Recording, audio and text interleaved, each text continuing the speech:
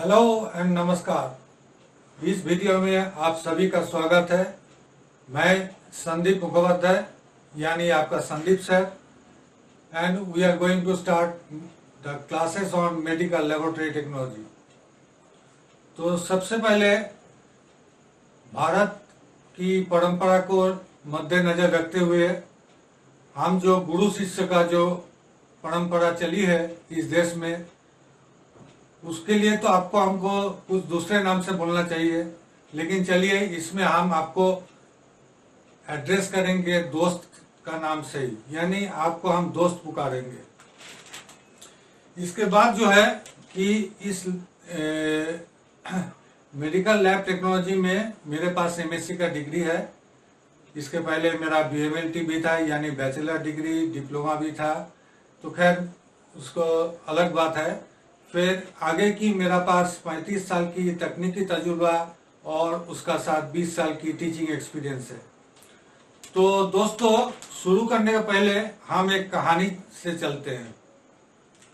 सन 1966 Cambridge university England में उस साल प्लेग का त्रासदी मचा हुआ था पूरे देश में। प्लेग का महामारी से वो कैम्ब्रिज यूनिवर्सिटी को बंद कर दिया गया कुछ दिनों के लिए, और साथ ही छात्रावासों पे भी। उस समय हुआ, एक छात्र थे सर आइजैक न्यूटन। उस समय सर नहीं थे, तो सर आइजैक न्यूटन को भी गांव चले जाने पड़ा, और वहां पर जाके सन 1966 में जिंदगी का जो सबसे 4 अहम आविष्कार यानी डिस्कवरी उन्होंने की थी। उन्होंने जो डिस्कवरी किए थे वो डिस्कवरी जैसे लाइट पर किए थे, यानी लॉ ऑफ मोशन पर किए थे, और आप सब जानते हैं वो सेब गिनने का कहानी यानी ग्रेविटेशन पर किए थे, और आप जो मैथमेटिक्स करते हैं कैलकुलस, ये भी उन्होंने वही दौरान किए थे। तो उस सन को बोला जाता है कि न्यूटन का जिंदगी का सबसे महत्वपूर्ण साल है, और उसको नाम से, इंग्लिश नाम से उसका एक लैटिन वर्ड आती है। वो लैटिन वर्ड से उसको बोलते हैं एनाई मिराबिलिस। तो एनाई मिराबिलिस का मतलब है द ईयर ऑफ वंडर, यानी एक उम्दा साल, एक कुछ बड़े काम कर दिखाने का, जो नौबत सबका जीवन में कभी न कभी आते हैं। तो उसी दौरान उन्होंने किए थे एक चौंका देने वाली साल। तो इस कहानी हमको कहने का ये मतलब नहीं कि हम सबको चौका या छक्का लगाना होगा। हमको तो आज जब कोरोना का महामारी पूरा विश्व में छाए हुए है, जब चारों तरफ त्रासदी मचा हुआ है, तब हम सबको ये जो हम लोग जो घर में आज का दिन बंद है, और जो हम सबको हाथ में, चलिए हम लोगों को हाथ में आज का दिन में इंटरनेट है, मोबाइल है, और जिनका पास 2 जून का रोटी है, तो मेरा यही अनुरोध है इस कहानी से कि इस बड़े वक्त को आप बर्बाद ना कीजिए। इस वक्त को आप अपना जिंदगी का कोई भी मकसद में काम में लगाइए। सबको चौका छक्का मारने नहीं होगा, और चौका छक्का का मतलब ये नहीं होता है कि हम कुछ बड़े काम कर दिखाएंगे, छोटे छोटे काम से ही अपना जिंदगी। दोस्तों शुरू करते हैं। तो सबसे पहले तो यहाँ लिखा है, देखिए, जैसे कि ये मेरा टेम्पलेट भी है। ये टेम्पलेट का हर एक का मीनिंग हम बता देते जाते हैं। इसमें लिखा है मेडिकल, यानी सबसे पहले ये समझ में आ गया हम लोगों को कि ये मेडिकल संबंधित बात पर आधारित है। यानी मेडिकल का लेबोरेटरी जो होती है, लेबोरेटरी यानी प्रयोगशाला, और टेक्नोलॉजी यानी टेक्नोलॉजी से हम क्या करते हैं कि कोई भी लेबोरेटरी में जो टेक्निक्स होते हैं, इस टेक्निक को हम अपनाते हैं। तो मेडिकल लेबोरेटरी टेक्नोलॉजी शब्द का मतलब है कि मेडिकल का जो जांच होगी, यानी तरह तरह, आप लोग तो खून जांच, पेशाब जांच, ये सब सुने ही होंगे। आज का दिन कोरोना का बारे में आप लोग तो बहुत कुछ पढ़ भी लिए हैं, सीख भी लिए हैं। तो मेडिकल लेबोरेटरी में जो जो खून वगैरह जांच होती है, उसको हम लोग उस लेबोरेटरी को बोलते हैं मेडिकल लेबोरेटरी। और उसके लिए जो टेक्नोलॉजी हम लोग अपनाते हैं that is medical laboratory technology. और ये जो टेक्नोलॉजी है इसमें आपको सबसे अहम बात जो है कि टेक्नोलॉजी में सबसे पहले जो बात आपको खुल कर आएगी वो है कंसेप्ट। यानी ये कंसेप्ट आपको हम ज्यादा बताएंगे रादर देन, यानी ज्यादातर आपको हम टेस्ट कर दिखाने के बदले में हम आपको ज्यादातर कंसेप्ट क्लियर करेंगे। आपको एवरी कंसेप्ट एंड माइन्यूटली हम इसको कंसेप्ट आपको क्लियर करेंगे। ये कंसेप्ट का बाद जो नेक्स्ट जो स्टेप आएगा तो वो है मेथड्स। ये मेथड्स क्या है? जैसे हम कोई भी खून का, मानिए कि आप लोग सुने होंगे कि आप लोगों को घर में भी आपका बुजुर्गों का किसी का शुगर का शिकायत होगी, तो ये जो शुगर तो जांच होगा, ब्लड का शुगर जांच होगा। अब ये ब्लड का शुगर जांच कई मेथड्स पर आधारित होते हैं। यानी मेथड्स यानी ये होती है प्रिंसिपल ऑफ द टेस्ट, यानी जो प्रिंसिपल होती है किस पर ये टेस्ट आधारित है। और जैसे हम जब टेस्ट करते हैं क्या करते हैं, हम लोग टेस्ट ट्यूब में वगैरह वगैरह डालते जाते हैं, रिएजेंट डालते हैं, ब्लड डालते हैं, तो मशीन पर रीडिंग करते हैं। तो उसको हम लोग जो बोलते हैं, इसको हम लोग ज्यादातर बोलते हैं स्टेप्स। और सही मायने में जिसको बोलिएगा तो ये है अपनी माँ बहन जो खाना पकाती है, तो पहले तेल का बाद तो गरम मसाला डालेंगे, न तेल का बाद न प्याज डालेंगे, तो प्याज के बाद जो भी सब्जी डालेंगे, तो उसका प्रोसीजर होती है। हर एक चीज का अपना अपना प्रोसीजर होती है, किसके बाद किसको डालना है। तो मेथड्स हम क्लियर करेंगे, इसके बाद हम प्रोसीजर्स क्लियर करेंगे, और इसके बाद ये जो टेस्ट हमको करेंगे, ये टेस्ट को मेरा पास रिजल्ट आएगा, यानी इसका नतीजा निकलेगा। और इस नतीजे को हमको जो सबसे पहले काम करना है कि ये नतीजे सही है कि नहीं, इसको लेके हमको पैरेलली इसको हमको करने होगा QC, यानी क्वालिटी कंट्रोल करने होगा। हर एक चीज का क्वालिटी कंट्रोल होती है, तो इस क्वालिटी कंट्रोल करना है। और साथ ही में इस रिजल्ट को, सबसे जो अहम बात है आप ध्यान रखिएगा, सबसे अहम बात है इंटरप्रिटेशन ऑफ द टेस्ट। यानी टेस्ट को हम किस तरीके से इंटरप्रेट करने जा रहे हैं, हम किस तरीके से समझेंगे। आप एक तो रिपोर्ट बना के दे दिए, अब डॉक्टर साहब उससे तो कुछ समझेंगे ना, तो ये समझने वाली बात है। तो ये पकड़ आपको होनी चाहिए।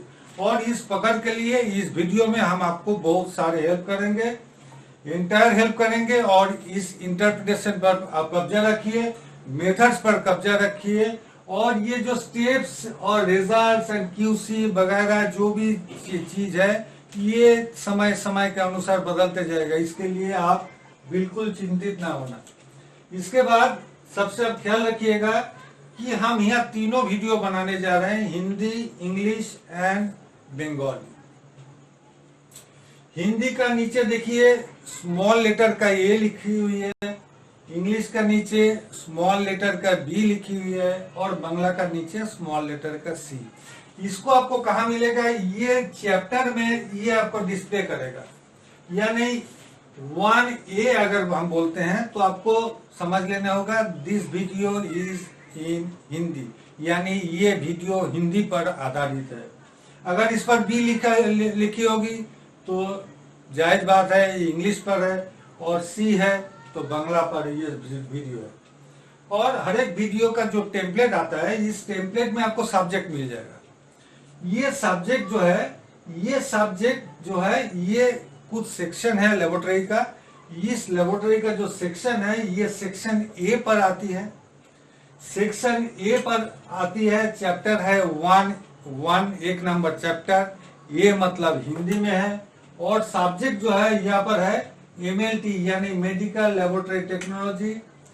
एक अवलोकन यानी एन ओवरव्यू तथा अवधारणा एंड कॉन्सेप्ट। ये कॉन्सेप्ट सबसे बड़ी बात है, यानी इस पर आपको हम एक आउटलाइन नॉलेज इस वीडियो में देने जा रहे हैं। मेडिकल लेबोरेटरी टेक्नोलॉजी जो है, इस पर कई सारे कोर्सेस इंडिया में हैं। जैसे कि सबसे पहले तो C M L T certificate, यानी certificate in M L T, इसको हम लोग बोलते हैं CMLT। ये सर्टिफिकेट कोर्स होती है। इसके बाद तो ऑब्वियसली DMLT भी होती है। तो DMLT हो गया आपका डिप्लोमा,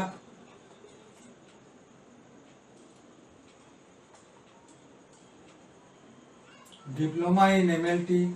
इसके बाद हो गया BMLT, यानी बैचलर डिग्री, यानी bachelor of medical lab technology. इसके बाद होती है MMLT, यानी master of medical lab technology. इसको छोड़ के कई सारे और दूसरे भी होते हैं, जैसे कि PGDMLT, यानी post graduate, PG stand for post graduate. इसके बाद और जो है पोस्ट ग्रेजुएट। इसके बाद जो है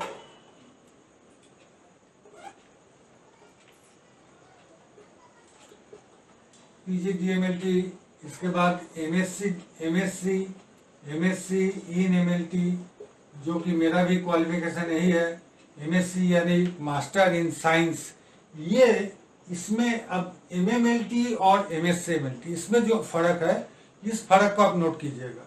जैसे कि BMLT and BSc in MLT, इसमें फर्क क्या है? ये जो कोर्स है, this is only technical based, this is entirely technical based, यानी ये सब ज्यादातर टेक्निकल पर आधारित होते हैं। और जो BSc MLT और MSc MLT होते हैं, ये सब होते हैं एकेडमिक, यानी ज्यादातर पढ़ाने का या रिसर्च करने का काम में ये BSc तथा MSc MLT। ये हो गया outline of the MLT courses.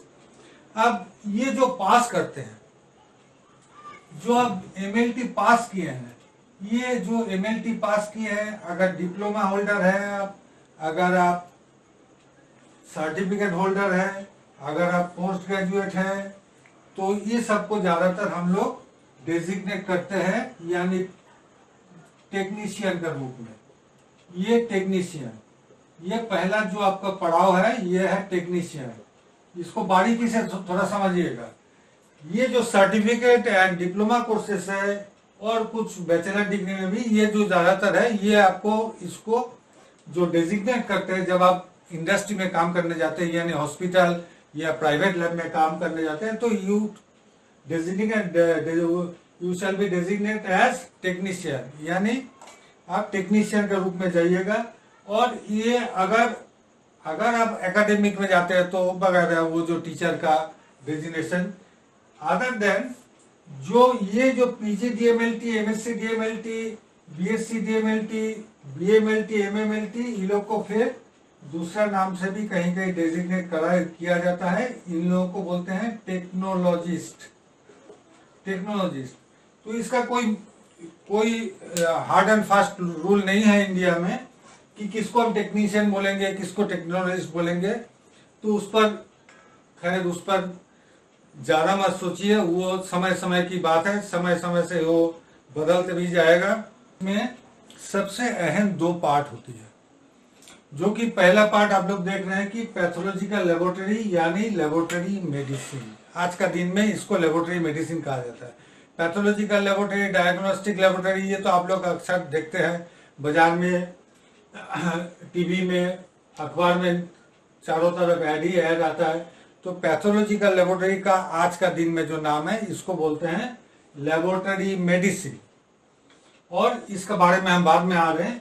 तो लेबोरेटरी मेडिसिन को हम लोग कई हिस्सों में बांटते हैं। सबसे पहले तो आपको है basic concepts and general laboratory science.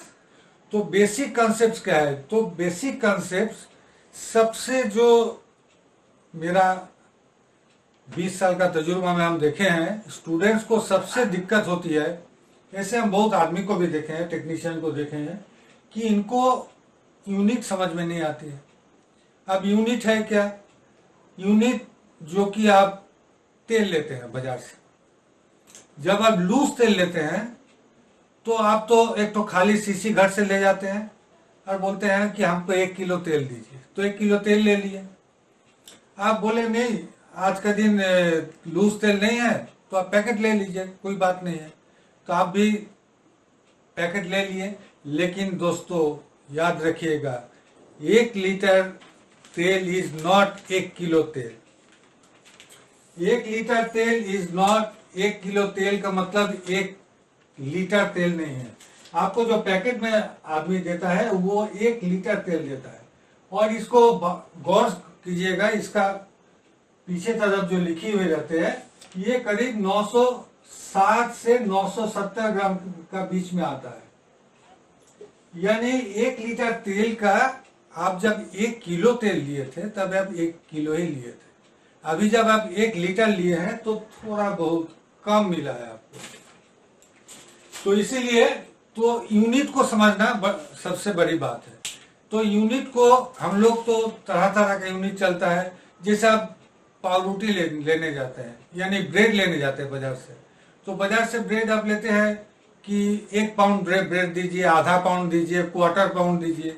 तो पाउंड एक तरफ आ गया, एक तरफ आ गया आपका किलो आ गया। ये सब हिसाब क्या बराबर है? जैसे पाउंड, 1 पाउंड, पाउंड का हम लोग LB लिखते हैं, तो 1 पाउंड का मतलब हो गया 453.6 ग्राम।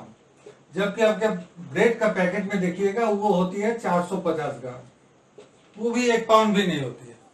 तो ये तरह तरह का यूनिट, यानी कभी लीटर, कभी ग्राम, कभी, तो इसको हम लोग एक स्टैंडर्डाइज किए हैं जिसको हम लोग बोलते हैं इंटरनेशनल स्टैंडर्ड्स ऑफ यूनिट्स। तो इंटरनेशनल सिस्टम ऑफ यूनिट्स यानी एसआई यूनिट्स का बारे में हम इसमें पढ़ेंगे। इसमें हम पढ़ेंगे फंडामेंटल केमिस्ट्री। घबराइए नहीं, पूरा केमिस्ट्री आपको नहीं पढ़ना होगा। कौन आयन किधर से जा रहा है, कौन आयन किधर भाग रहा है, ये सब नहीं पढ़ने होगा आपको फंडामेंटल केमिस्ट्री समझनी होगी कि इसमें केमिस्ट्री में क्या रिएक्शन होने जा रहा है, इसको करेंगे तो क्या हो सकता है, हम उल्टा पुल्टा काम कर देंगे तो उसका नतीजा क्या निकल सकती है। तो इसके बारे में होता है कि हमको फंडामेंटल केमिस्ट्री का ज्ञान होना बहुत जरूरी है। इसके ये सब तो सब्जेक्ट में आएगा। ये जो basic concept and general laboratory science, इसमें सबसे अहम बात है लेबोरेटरी कंडक्ट, यानी laboratory is a team work. Laboratory एक झुंड आदमी का एक साथ एक हारमोनी में, एक सुर में, एक लय में गाना जैसे होते हैं, तो उसी तरह एक लय में, एक ताल में, एक सुर में गाना है। तो इसीलिए लेबोरेटरी का वो कंडक्ट होना बहुत जरूरी है कि आपस में स्टाफ में क्या बिहेवियर होगी, कैसे मिलजुल कर रहने पड़ेंगे। अगर उसमें हमको कोई दुश्मन निकल गया तो उसका नतीजा कुछ कई तरह का नतीजा आ सकते हैं। इधर से उधर मिलावट हो सकती है, जो ब्लड सैंपल है वो इधर से उधर हो सकती है। तो इसीलिए लेबोरेटरी कंडक्ट बहुत मायने रखता है। इसको हम बारीकी से समझाएंगे आपको, और इसको सिलसिलेवार से देखिएगा कि इसके बाद आता है एथिक्स। इसमें इसी में आता है, हम इसी का चर्चा कर रहे हैं, एथिक्स। यानी लेबोरेटरी का कुछ एथिक्स होती है, हर एक चीज का एथिक्स होती है कुछ। यानी कुछ हम अभी हम यूट्यूब वीडियो बना रहे हैं तो हम गालियां बक दे, तो इसमें तो यूट्यूब वाले तो खैर हमको अलाउ नहीं करेंगे। तो ये सब में एक एथिक्स होती है कि बाप माँ को पैर छू के प्रणाम करना है, गुरुजनों का आगे झुकना है। तो ये सब एथिक्स, कंडक्ट, ये सब आपको इस विषय में आएगा। इसमें जो आएगा और जो सब्जेक्ट आएगा इसमें कि apparatus and equipments.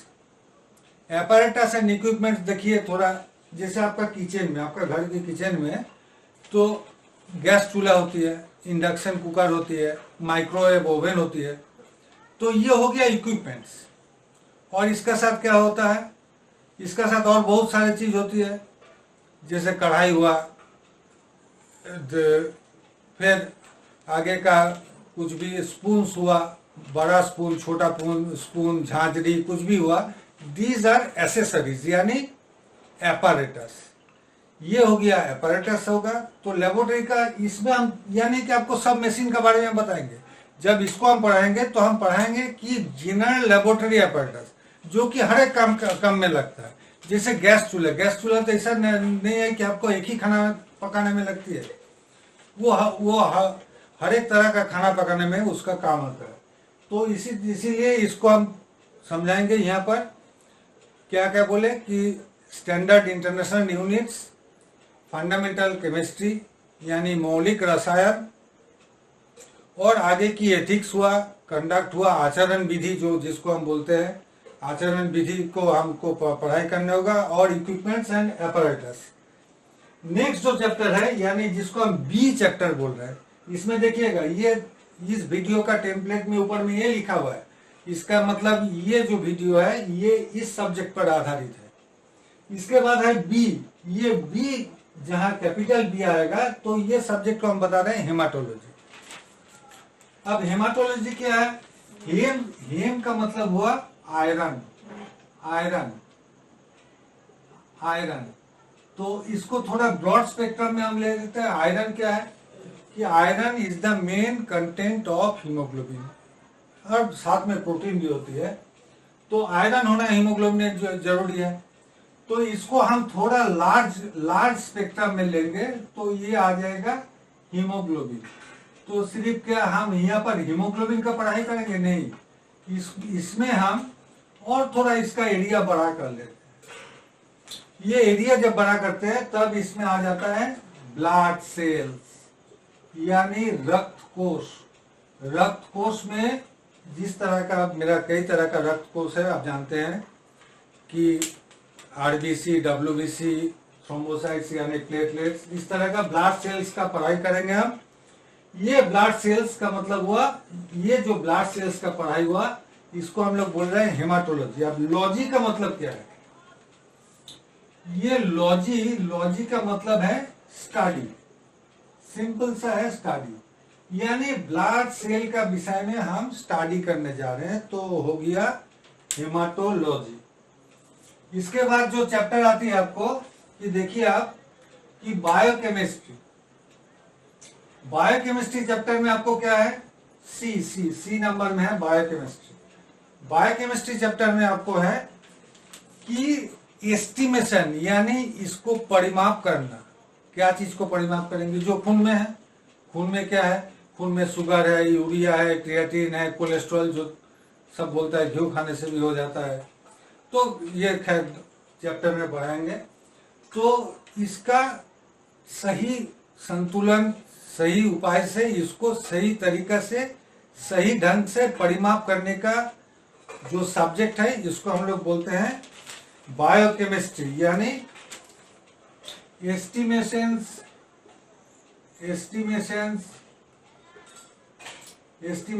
Of blood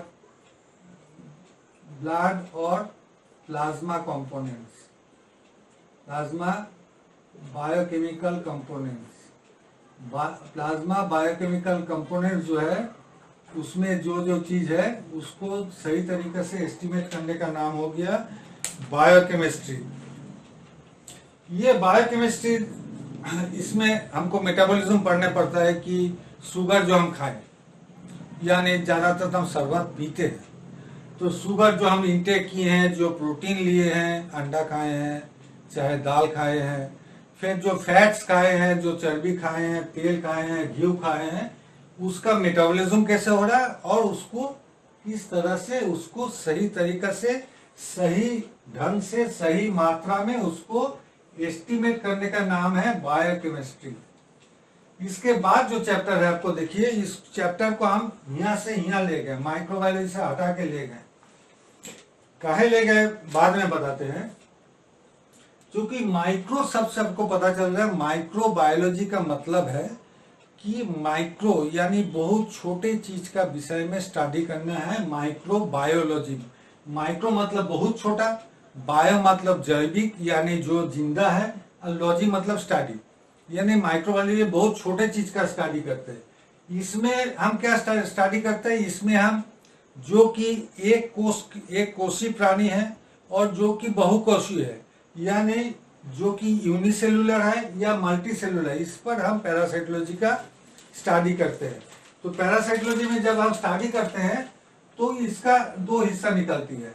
एक प्रोटोजुआ का बारे में स्टडी करते हैं, प्रोटोजुआ की, जो कि एक ही सेल से बनती है, जिसको हम प्रोटोजुआ बोलते हैं। जबकि मलेरिया आपका हुआ, ये पैरासाइट है, इसलिए इसको हम पैरासाइटोलॉजी में लाए। मलेरिया मेरा शरीर में एक अतिथि है, मेरा शरीर का अतिथि है, इसलिए इसको पैरासाइटोलॉजी का नाम से जाना जाता है। और वो जो कि एक कोषीय है उसको पैरासाइटोलॉजी बोलते हैं। जिसको अपना बहुत आदमी का पेचिस होता है, जो कि अमीबा के चलते होता है, जियार्डिया के चलते होती है, तो उसको बोलते हैं प्रोटोजुआ, यानी प्रोटोजुआ का स्टडी यानी प्रोटोजूलॉजी। एंड दूसरा है हेलमिन्स, जिसको हम लोग जानते हैं, जैसे एस्करिस हुआ, हुकवर्म हुआ, तरह तरह का जो बड़ा वर्म है। कभी बड़ा जो कीचा है, पेट में ज्यादातर ये कीचा आते हैं, तो ये ब्लड का पैखाना का जो स्टूल में, जो पेट में जो हमको कीचा बसता है, उसका जो स्टडी है वो है हेलमिन्स। यानी पैरासाइटोलॉजी में हम लोग पढ़ेंगे एक कोशी और बहुकोशी पैरासाइट, यानी मेरा शरीर का अंदर में जो नुकसान करने वाला अतिथि है, मेरा ही खा रहा है और मुझे ही नुकसान पहुंचाता है। अब है मेरा पास ई में है मेरा क्लिनिकल पैथोलॉजी। क्लिनिकल पैथोलॉजी में हम सारे जांच सीखेंगे। ज्यादातर जो जांच आपको कॉमन है, जो कि बॉडी फ्लूइड्स का जांच है और बॉडी का एक्सक्रीटरी प्रोडक्ट है। यानी सबसे पहले तो यूरिन, पेशाब, स्टूल यानी पैखाना, फिर खकार यानी स्पूटम, जिसको हम बलगम भी बोलते हैं, स्पूटम, ये तो मेन हुआ। इसके बाद हुआ सीमेन यानी धात, जिसको बोलते हैं, सीमेन का जांच सीखेंगे हम लोग।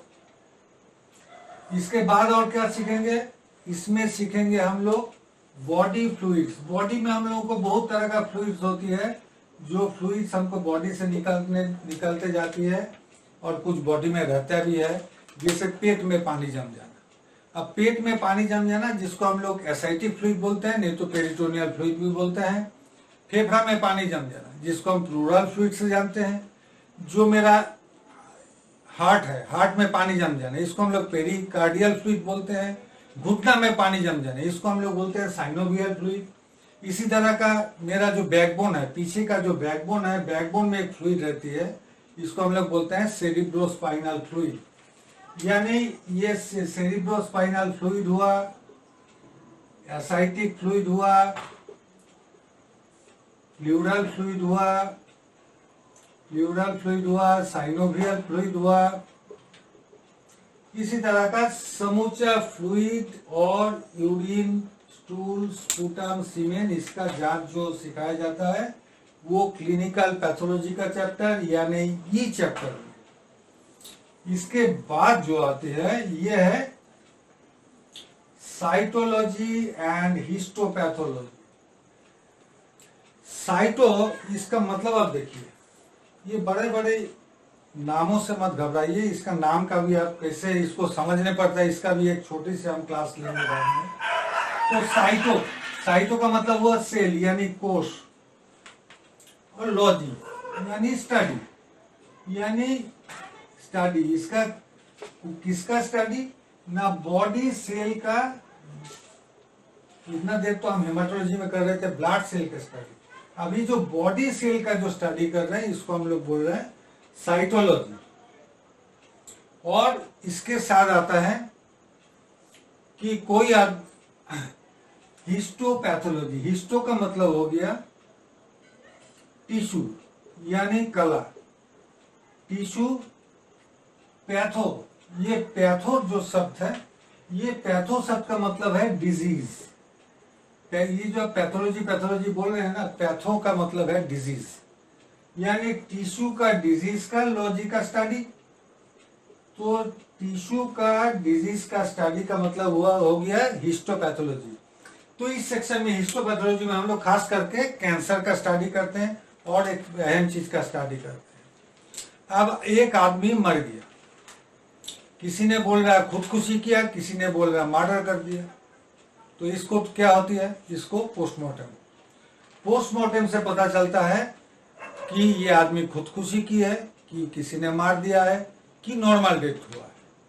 तो वो जो स्टडी होती है तो वो हिस्टोपैथोलॉजी सेक्शन में है।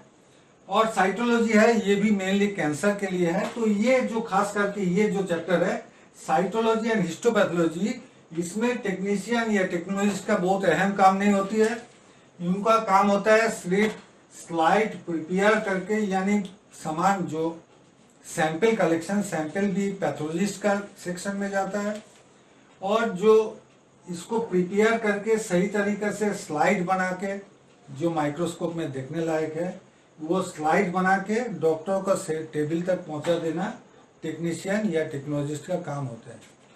तो इसीलिए इस चैप्टर में बहुत घबराने का बात नहीं है। साइटोलॉजी एंड हिस्टोपैथोलॉजी ये सिंपल सा कुछ टेक्निक है, कुछ ट्रेनिंग टेक्निक है, कुछ कटिंग है, कैसे कटा जाता है, जैसे बूचर लोग करते हैं ना, तो बूचर लोग जैसा कटने पड़ेगा। इसके बाद जो है मॉलिक्यूलर बायोलॉजी, ये बहुत नया चैप्टर है। मॉलिक्यूलर बायोलॉजी यानी डीएनए आरएनए जो क्रोमोसोम है मेरा शरीर का अंदर, इसका जो अहम स्टडी, ये अभी कोरोना का चला हुआ है, आप लोग सब पढ़ रहे हैं, सब जान रहे हैं कि इसमें अभी सबसे पहले सब चारों तरफ हो रहा है कि आरटीपीसीआर। अब आरटीपीसीआर है क्या भाई?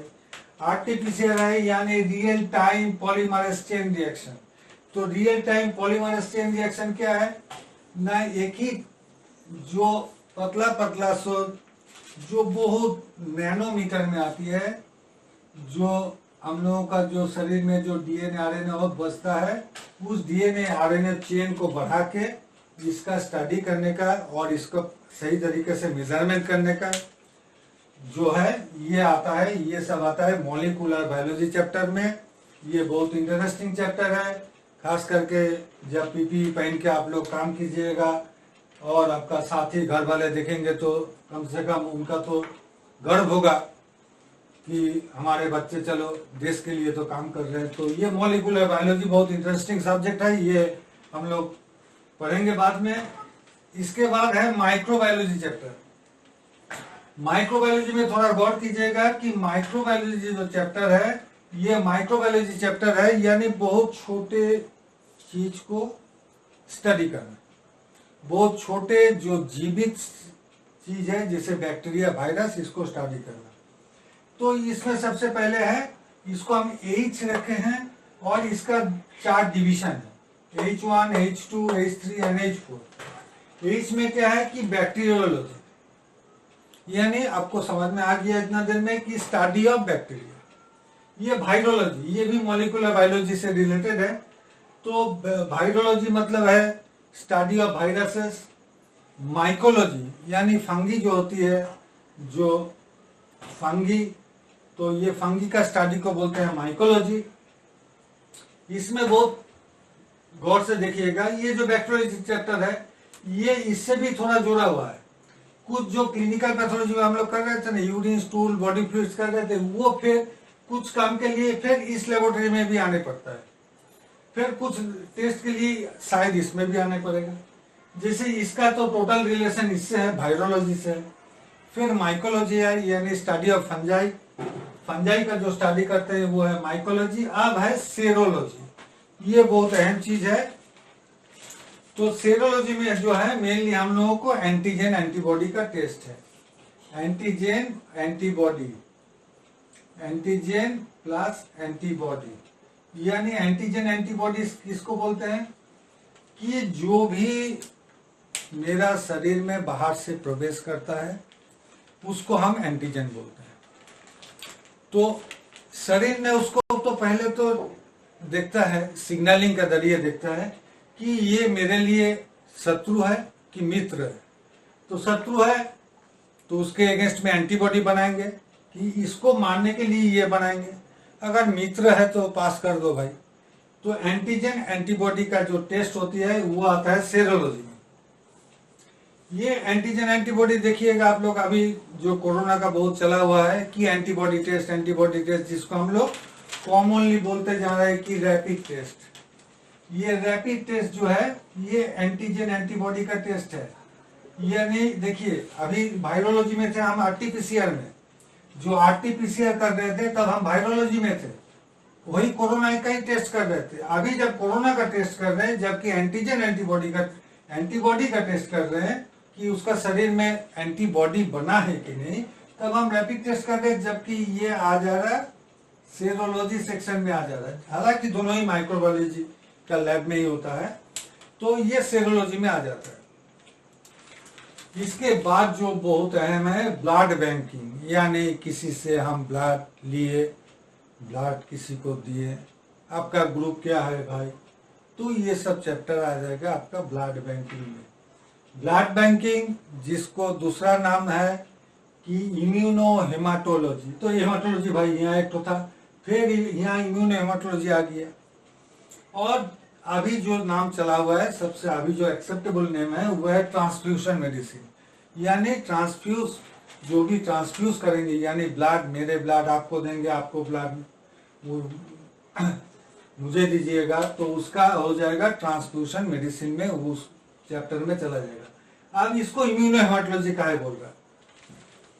इम्यूनो हेमाटोलॉजी इसलिए बोल रहा है कि आपको जैसे, ये तो खैर बाद में हम पढ़ाएंगे, फिर भी थोड़ा आपको हम जानकारी दे देते हैं कि इम्यूनो हेमाटोलॉजी में हम क्या करते हैं कि अभी हम बोल रहे थे कि जो बाहर से आएगा वो एंटीजन है, लेकिन नहीं, मेरा जो छोटा छोटा आरबीसी है, जो छोटा छोटा आरबीसी है, आपको शायद पता नहीं होगा, एक आरबीसी जो है, ये आरबीसी का डायमीटर कितना होती है, जिसको डायमीटर बोलते हैं, जो लाइन सेंटर से गुजरती है जिसको हम डायमीटर बोलते हैं, इसका डायमीटर जो होती है वो होता है 7.2 to 7.6, तो आप कॉमनली रखिए, सीधी सी बात रखिए 7.5 माइक्रोमीटर। अब माइक्रोमीटर क्या है? आप कपड़ा खरीदते हैं ना, 1 मीटर, ये 1 मीटर, ये हुआ 1 मीटर। इस 1 मीटर को आप 1000 का हिस्सा में, तो 1000 का हिस्सा में बांटिएगा तो क्या हो जाएगा? 1 मिलीमीटर। अब 1 मिलीमीटर को फिर आप 1000 का हिस्सा में बांटिएगा तो उसका एक हिस्सा हो जाएगा 1 माइक्रोमीटर। तो आप समझ सकते हैं कि बहुत छोटा चीज है, लेकिन इसमें चौंका देने वाली बात क्या है कि इस आरबीसी का जो कवर है यानी मेम्ब्रेन है, इस मेम्ब्रेन में 1000 से लाखों संख्या में इस तरह का एंटीजन बसता है, 1000 से लाखों का संख्या में इस तरह का एंटीजन बसता है। जिसका पास जो एंटीजन है उसका वही ग्रुप है। मेरा भाई ए ग्रुप का है कि मेरा ए ग्रुप का जैसे एंटीजन है, आपका बी ग्रुप का है कि आपका बी ग्रुप का जैसे एंटीजन है, यानी एंटीजन में भी डिफरेंस होती है। तो इसी तरह से फिर आप बोलेंगे नहीं हम ऐसे बी नहीं है, मेरा बी नेगेटिव है, तो नेगेटिव है मतलब भाई आपको एक तो एंटीजन नहीं है। कौन सा एंटीजन नहीं है? कि RH एंटीजन नहीं है। जैसे आप बोले हैं कि बी, मेरा बी नेगेटिव है, तो इसका मतलब क्या है? आपका ग्रुप है बी, और RH जो है, RH पे दूसरा तरह का एंटीजन है, ये आपका पास ये नेगेटिव है। नेगेटिव है मतलब क्या है? नहीं है आपका पास ये एंटीजन है ही नहीं। तो खैर चलिए, तो इसमें हम बाद में चर्चा करेंगे। तो इम्यूनो हेमाटोलॉजी काहे बोल रहे हैं? ये जो हेमाटोलॉजी तो मतलब आप समझ गए कि study about the blood cell. ये इतना भर तो आपको पता है कि हेमाटोलॉजी का मतलब है study about the blood cell. अब इम्यूनो मतलब क्या है? इसका ब्लड सेल के ऊपर जो एंटीजन चढ़ा हुआ है और उसका जो नॉन कोरिस्पोंडिंग एंटीबॉडी जो कि प्लाज्मा में है यानी रक्त रस में है, वो उसका जो स्टडी करते हैं, जिसको हम इम्यूनिटी बोलते हैं ना। इम्यूनिटी क्या है? इम्यूनिटी सिंपल सा थिंग है कि मेरा प्रतिरोध क्षमता, रोग का विरुद्ध में, रोग का अगेंस्ट में मेरा प्रतिरोध क्षमता को मेरा इम्यूनिटी कहा जाता है। अभी जो कोरोना चला हुआ है तो आप लोग सब विटामिन सी खा रहे हैं, विटामिन ई खा रहे हैं, बहुत सारे दवाइयाँ खा रहे हैं, ग्लास, तो कोई कॉफ़ी भी पी रहे हैं, इम्यूनिटी बढ़ेगा। तो खैर ये जो इम्यूनिटी है, तो एंटीजन एंटीबॉडी का यहाँ भी रिएक्शन हो रहा है। किसका रिएक्शन हो रहा है ना, फिर एंटीजन एंटीबॉडी का रिएक्शन हो रहा है। तो एंटीजन एंटीबॉडी का रिएक्शन हो रहा है, जिसको हम बोल रहे हैं कि इम्यूनो बता रहे हैं। एंटीजन एंटीबॉडी का रिएक्शन हो रहा है, लेकिन किसका एंटीजन एंटीबॉडी की, ब्लड सेल का। और यहाँ पर किसका था, सिर्फ सीरम का, जो कि ब्लड सेल का ग्रुपिंग से रिलेटेड नहीं है। उसका जो एंटीजन एंटीबॉडी है वो सेरोलॉजी में पढ़ रहे थे। अब इम्यूनोहेमेटोलॉजी में हम पढ़ रहे हैं कि जहां पर मेरा एंटीजन एंटीबॉडी है, जो कि आरबीसी का पूरा कवर में लगा हुआ है, और साथ में जो उसका कोरिस्पॉन्डिंग एंटीबॉडी है या नहीं है, या ब्लॉक है, इसका बारे में, और किसका ब्लड किसको देंगे, किसको नहीं देंगे, किसका ब्लड चलेगा। जैसे आप जानते हैं कि ओ पॉजिटिव सबको दे सकता है, AB पॉजिटिव सबसे ले सकता है। तो हम लोग जब आगे बढ़ेंगे तो देखेंगे ये मीथ अभी टूट चुका है, और इसका बारे में खैर बाद में बताएंगे, अभी माथा खराब करने का कोई मतलब नहीं है। तो ये हो गया एज ए होल मेरा जो लेबोरेटरी, मेडिकल लेबोरेटरी साइंस में हम लोग पढ़ने जा रहे हैं इसके बारे में।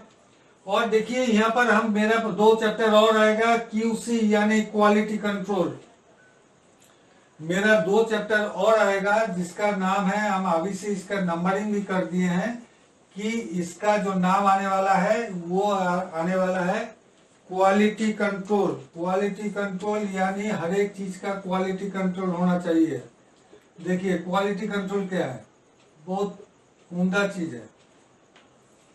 आप जो फुचका वाले के पास, चाट वाले के पास खाते हैं, तो उसी के पास आप घूम के जाते हैं, ठीक है, एक ही टेस्ट आपको डेली मिलता है, इसको बोलते हैं क्वालिटी कंट्रोल। जब घर में माँ खाना पकाती है तब आप बोलते हैं आज नमक कम हो गया, कल शक्कर ज्यादा हो गया, कल हल्दी ज्यादा हो गया, कल तीखा ज्यादा हो गया। तो इसमें क्वालिटी कंट्रोल नहीं होती। क्वालिटी कंट्रोल क्या, जो एक ही चीज, जैसे मिठाई दुकान में आप मिठाई खाते हैं तो उसको डेली टेस्ट एक ही लगता है, रसगुल्ला का एक ही टेस्ट लगता है, काजू बर्फी का एक ही टेस्ट लगता है, तो उसी को हम लोग बोलते हैं क्वालिटी कंट्रोल। तो क्वालिटी कंट्रोल ये लेबोरेटरी साइंस के बारे में जो आएगा, जिसको हम PQ से बताएंगे आपको, और ब्लड बैंकिंग में जो आएगा उसको हम JQ से बताएंगे। यानी ओनली J होगा मेरा पास, जो ओनली J होगा ये है ब्लड बैंकिंग का चैप्टर, ओनली J होगा ये है ब्लड बैंकिंग का चैप्टर, और QC जो बताएंगे वो JQ से चलते हैं। जो दोस्तों थैंक यू। मेरा अगला जो वीडियो आएगा वो होगा सिस्टम ऑफ इंटरनेशनल यूनिट्स पर, जो कि SI यूनिट्स है, जो आपको टेम्पलेट में आएगा 2A बोल के। तब तक के लिए शुक्रिया, और काइंडली बेल आइकन पर क्लिक कीजिएगा, सब्सक्राइब कीजिएगा, शेयर कीजिएगा और लाइक कीजिएगा। Thank you.